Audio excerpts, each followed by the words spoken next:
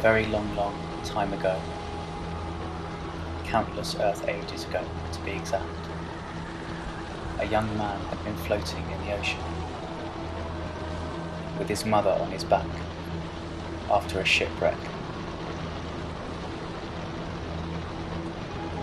For 7 consecutive days and nights. The terrible ordeal made him realise how his life had been plagued by vicissitudes, and how it had been difficult and filled with many obstacles.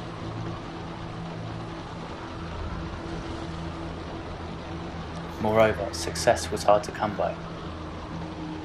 He also realised that everyone else's life was just as difficult. Suddenly, he had a great inspiration. He vowed that if he could make it out of the ocean alive, he would endeavour to do only good deeds, so that he could lead himself and others out of suffering and to meet with happiness that was true and everlasting.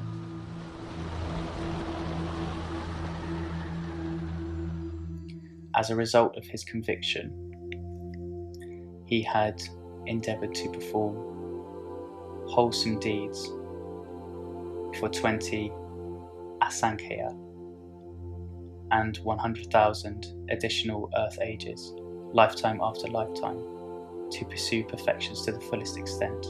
He had pursued generosity perfection under more than 500,000 different Buddhas.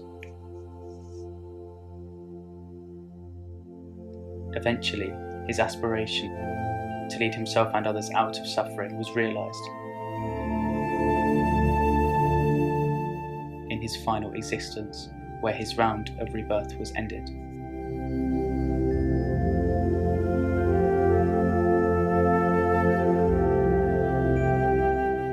In the final existence, he was reborn, Prince Siddhartha, who was replete with everything a man could ever wish for. Given the fullest extent of his perfections, together with his unshakable inspiration to lead himself and other living beings out of the round of rebirth, Prince Siddhartha gave up everything in order to search for the way to attain self-enlightenment. On the day of the perfect man's self-enlightenment, he sat in a half-lotus position, with his face turning towards the east. He was resolute as he made a vow. Even if my blood and flesh should dry up, leaving only skin, tendons and bones, I will not get out of this seat until I can attain self-enlightenment.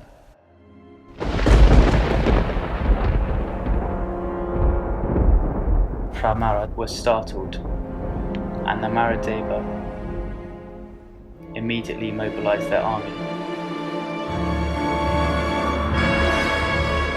against our Bodhisattva.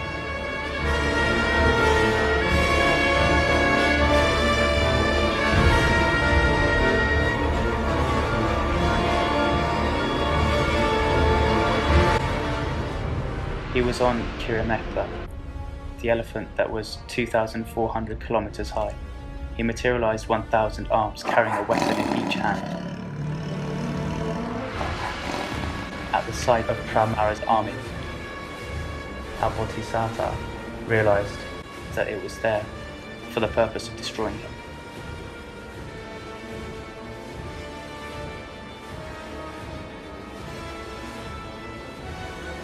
He had nothing but the perfections which had been pursued to the fullest extent. They would serve as his retinue.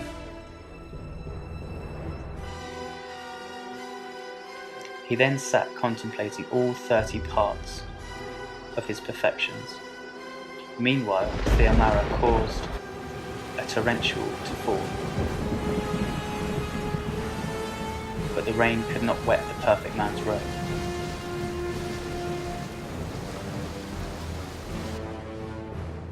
they caused a rain of red burning coals, as hot as the hellfire to fall, but they changed into celestial flowers as they fell near the perfect man's body.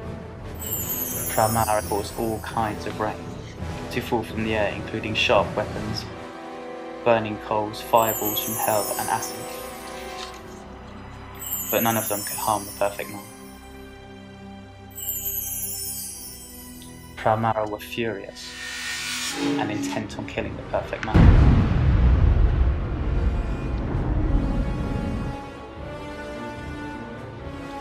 The Maradeva said, "Look here, Siddhartha, get out of that throne. This precious throne is not for you, but it is for me." The perfect man said, "This precious throne resulted from my merit and not yours. Therefore, I will never get out of it." The Maradeva made a threat. "You do not know my powers. I have an army and all kinds of weapons, but you are on your own. How dare you resist me?"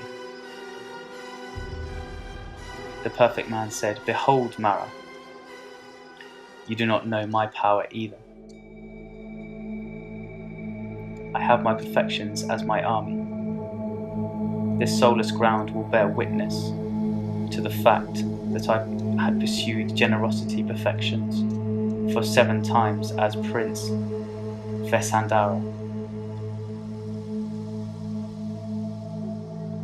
He then pointed his right index at the ground.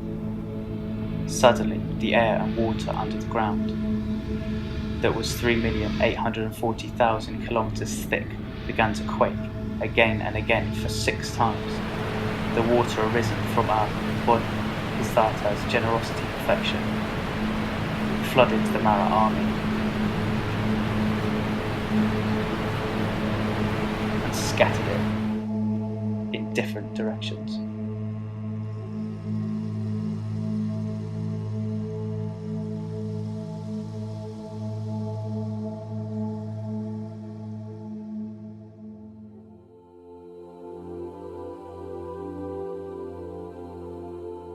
The perfect man stays still his mind consistently into the middle way.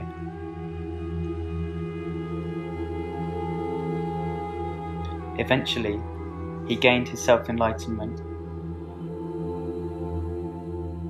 to become the Lord Buddha at that dawn.